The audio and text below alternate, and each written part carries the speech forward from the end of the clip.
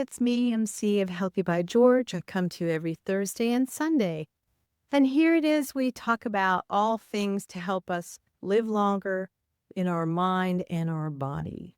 So think about subscribing. I'd love to see you here every Thursday and Sunday because it's really something that if we don't give it our attention, we're not going to change how we age and how we grow older into our 70s, 80s, and 90s. Depending on where you are, let's focus on that together, and we can make a change to make our lives better as we get older. So today, what I'd like to talk about is this issue of forever chemicals. This is very concerning because these chemicals, which are often called PFAS, which stands for per and polyfluoroalkyl substances. So gosh, have mercy. This is a group of human-made chemicals that do not break down very easily. And they continue to linger, whether they're in the environment or our bodies. And therefore, that's why they're called forever chemicals.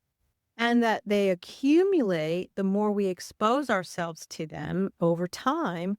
And they're now being linked to various health risks. And one of the most important one is the fact that we have great deal of hormone disruption that's going on in our world, in our bodies. And I wonder how much it's related to these forever chemicals. So where are these chemicals found?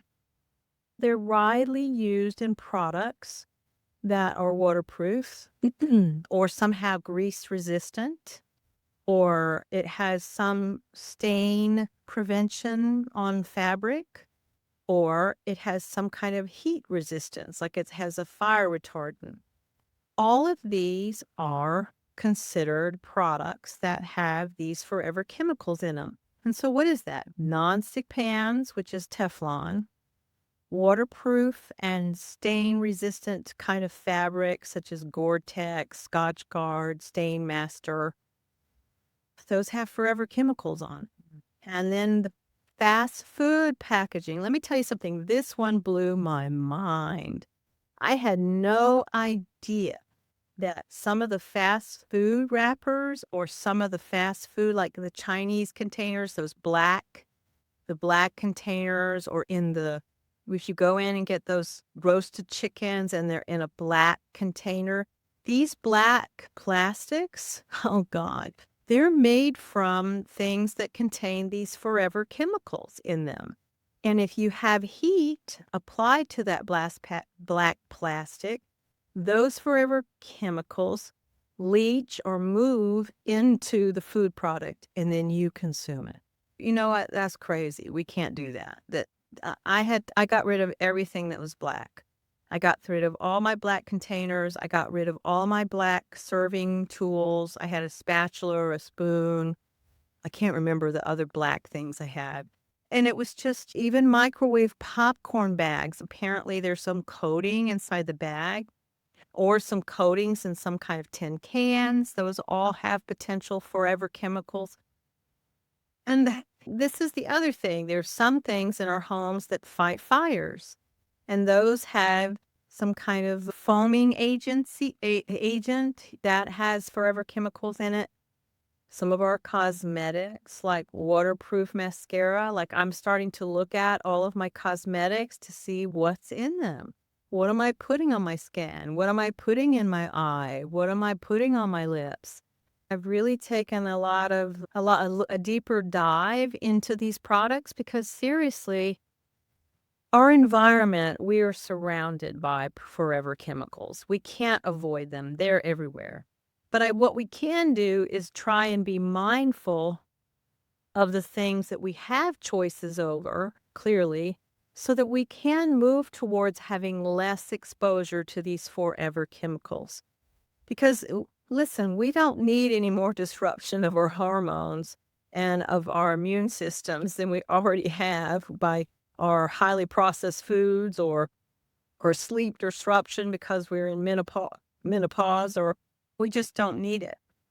So we have to watch basically our cosmetics in our drinking water. There's a lot of contamination from any kind of runoff. Let's say you have either waste that's going into our water, or you've got some kind of fertilizer from farming lands and the water that runs off into the underground water wells. There's potentially, I think in my hometown, we couldn't drink the water because that was contaminated in the wells underneath the ground. We couldn't drink it because it was contaminated with some kind of a tannin or toxin, I'm not sure, but we couldn't drink it. In fact, we had to make sure if we did use the tap water, it was boiled. So I don't know what the contamination was, but I know that this is a big concern where people are using water all the time. It's like, how is the runoff from other things seeping into the underground? So that's something to be concerned. And so why should we be so concerned? Because we all think that these things that are surrounding us in our environment, how much can we possibly be damaging our bodies? It does cause hormone disruption. That's what I think is we're learning. I think many people are learning that it's harder to get pregnant sometimes if you have hormone disruption. You have a more difficult time of going through menopause or some kind of difficulty with managing like a PCOS for me. Maybe it had something to do with these forever chemicals. Who knows? We just don't know enough information about these forever chemicals. So we really need to do whatever we can, because I think that when we have these toxins that we're exposing ourselves to, it weakens our immune system. It could potentially, if you do get vaccines, it probably doesn't allow them to be as effective. It's hard to understand. There's a higher risk for cancers when you're exposing yourself to forever chemicals, a higher risk for reproductive and developmental issues of children when you're pregnant and they're exposed. Sometimes there could be low birth weight. There can be troubles with, maybe this is the reason we're having higher issues with autism and children on the spectrum. We all kind of wonder about this. And there's also issues of other kind of disorders that possibly are related as far as our liver or our thyroid. And it's just when you're exposed to these chemicals where you can't really measure where they're coming from or how much it's going into your body and how much are you consuming and what types of directions. So I think the best approach is to keep it simple. Always keep it simple. And for me, what I really work to do is I use a filter for my drinking water, a carbon filter, which is useful. I also don't use nonstick pans, which is not easy because you have to think about how to use stainless steel. It has to get hot enough and has to be able to bounce back from the water. Or cast iron is really great, and you have to care for those and cure it with oil. Or a ceramics, I think. I think there's these great enamel coated ceramic pots and pans. I think those are really good. And you should avoid fast food wrappers and anything that's what's called grease resistant. I'm not sure what that is. Or these black containers that have potentially these forever chemicals in them that if you heat them up in the microwave or heat them up, or they come with hot food in them, it goes into the food. This forever chemicals go into the food in some way. And I think we have to be more cognizant of our beauty products. What kind of deodorant are we using? What kind of foundation are we using? What kind of eye mascara? I was looking at someone, I think on TikTok, who had a horrible infection due to those eyelashes. She was having those I think you go to a salon and have them put in.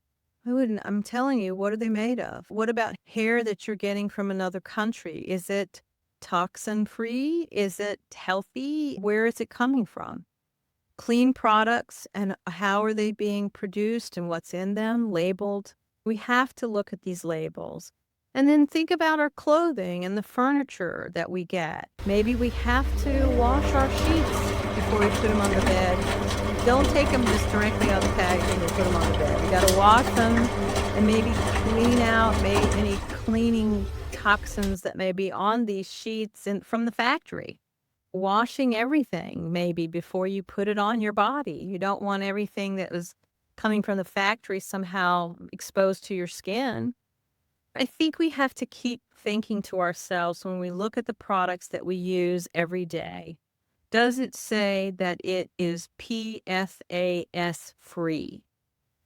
Or is there a third-party certification that says that it's environmentally friendly, like it has a EWG verified, let's the Environmental Working Group verification, and they apparently oversee products.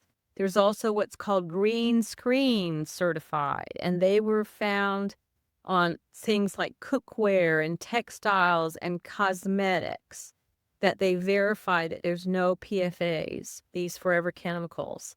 There's something also called a OEKO Tech Standard 100. They oversee textiles and clothing that are tested for possible harmful chemicals. There's also something called NSF ANSI 53 or 58 for water filters that certify that this water filter does definitely reduce forever chemicals. We have to do this for ourselves. We need to check ingredient lists. We have to avoid things that are waterproof or stain resistant or non-stick, because most of those things that are created to do that are made from forever chemicals. I think it's a good idea to look at the things that you like to use and investigate, do these things that I like to use have forever chemicals in them? And if they do, maybe it's time to change it to something else that doesn't have forever chemicals in it. I know I'm gradually doing that slowly. I'm not doing it very fast because it's hard to tell what exactly has forever chemicals in it. It's your pots, your pans, your cosmetics, it's your clothing, it's everywhere. And so you have to approach it from taking small steps. Take small steps to determine, what have I got in my environment or in my living process that has these potential forever chemicals in them, and can I slowly remove them? Start to buy something else. Like I bought different mascara this time. I bought a different foundation this time and different lip products because I didn't care for the fact that I couldn't confirm that the previous products that I had have no forever chemicals in them. Check this out, my friends. Let's try our best to not expose ourselves to so many toxic things in our environment and in our food and in our clothing and in what we put on our face and skin.